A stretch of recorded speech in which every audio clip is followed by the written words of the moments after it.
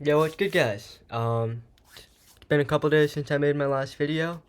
I just moved out of college, and I'm back home. So, yeah, I'm gonna get a lot of upgrades done.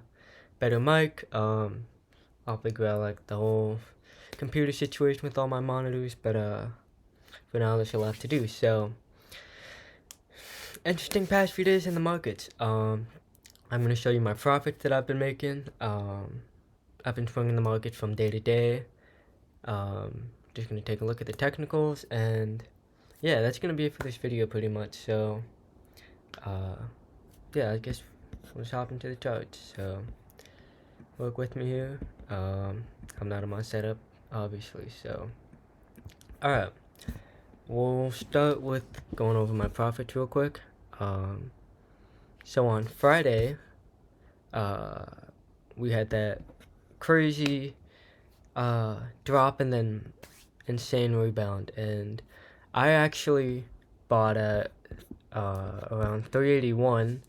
I bought into XPXL and TQQQ right around here, and I just sat on that for the rest of the day into the next.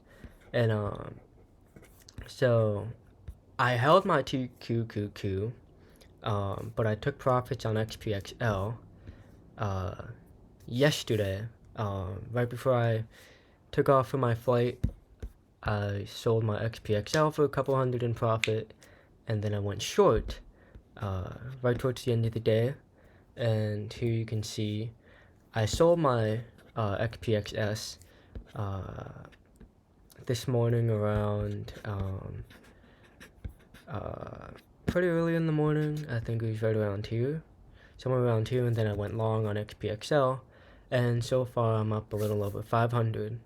But yeah, I've just been swinging it day to day, and it's been going well for me. So I guess now we're just gonna hop into the technicals. So it's an interesting area. You got to keep all factors in mind, and there is a chance that we may be in a falling wedge. Well, first off, I want to point out the fact that we may have had a spring test here, which is when market makers or like institutions, they test the liquidity in the markets by like pushing stocks below crucial supports, and kind of test like the strength of buyers and everything. And I think that's what happened on Friday. We had a spring test. You can see right here we had a massive jump right back up. There's an interesting level right around here. You can see we're kind of trading between it, but yeah, it seems to be consolidating, but in a pretty wide range here. But I still think we may be forming a bottom here. I'm pretty heavy in long positions. I have long positions in a different account, but that one I don't really swing, so I'm just kind of letting it sit there. But yeah, it seems like we're still trying to make a bottom. I did call out for a bottom here, and I said that's most likely the bottom, but we had this big wick that went lower, which I think was a spring test. To shake out a lot of buyers, hit stop losses. We went below that previous low, but shot right back up. So I think it's likely that was a spring test. And yeah, we shot right back up. That was an incredible rally to watch, but I think it's likely that was a spring test. So again, we're still sitting on edge here, but the indicators are really, really starting to push those levels here. You have the histogram starting to go green. The MACD is extremely close to crossing over.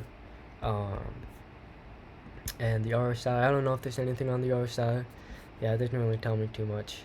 But then you go to the weekly, and you're pretty oversold on here.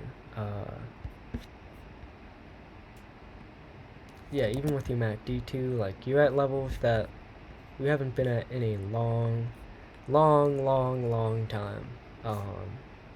Since 2008, I guess.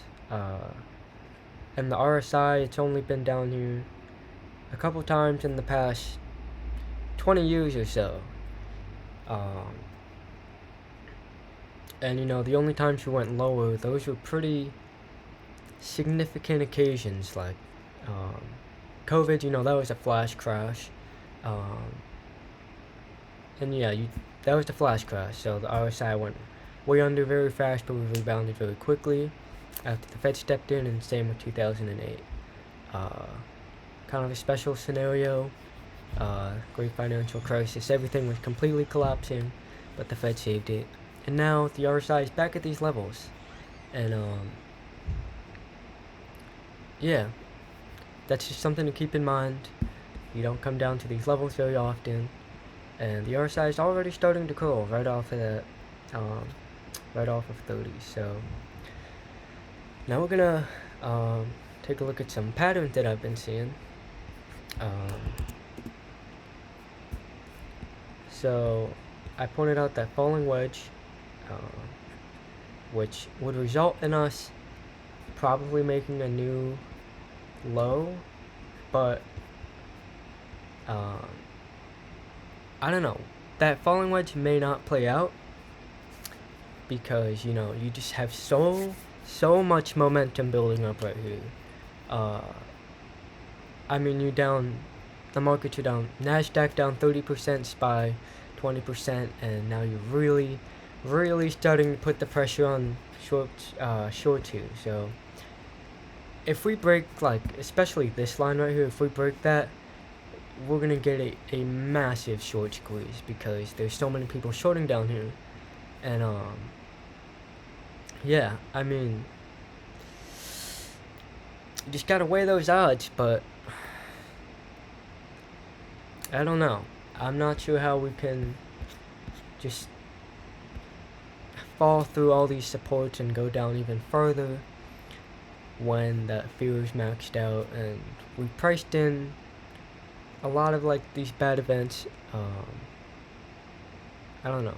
I think we have some time before a recession. I still think there's a recession coming, but I don't know. This seems like a good time to trap all the bears and have a monster rally, which I've been preaching for about a week now, I think. For the past month I've been very bearish. You can go look at all my thumbnails. You don't even have to watch the videos, and they're all bearish.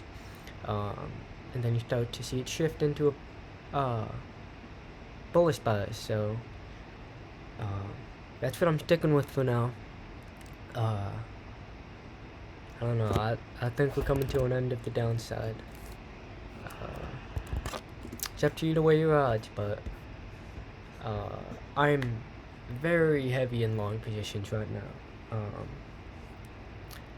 And yeah, I don't know. Once we get a big move and a retrace, I can finally start doing my Elliott wave theory again. And it's been quite a long time since I've done it, but I just don't have any retracements to work with yet. So I've really just been swinging the gaps. We keep gapping up and we keep dropping down to fill those, and hopefully we don't gap up. I would much rather just not have to come back down and fill those and keep worrying about those. So yeah, there's not much else to say. I think Friday was a spring test. You have the daily MACD, it's about to cross over, and that's going to signal a huge shift in momentum. Back here after it crossed, we fell, how many points? Like 70 points since then almost, which is a big drop, and the upside from here is insane. It seems like I don't know, it's gearing up for something big here. And this has been pretty respected, so there's, we could come back up and test this top trend line. I don't know. I'm not really looking at the downside anymore. I don't think it's I don't think it's the right time to. There is just, I don't know, so much room for upside, and the downside is limited. But I don't know. I think the only thing you have to worry about is that falling wedge, which would mean we do go lower, but then we bounce, get out of that falling wedge, we break this trend line, and blue skies from there, I think. Counterintuitive, everyone thinks we're crashing, but I don't know. I don't think it's time to yet. We kind of already crashed, down 20%. I don't know.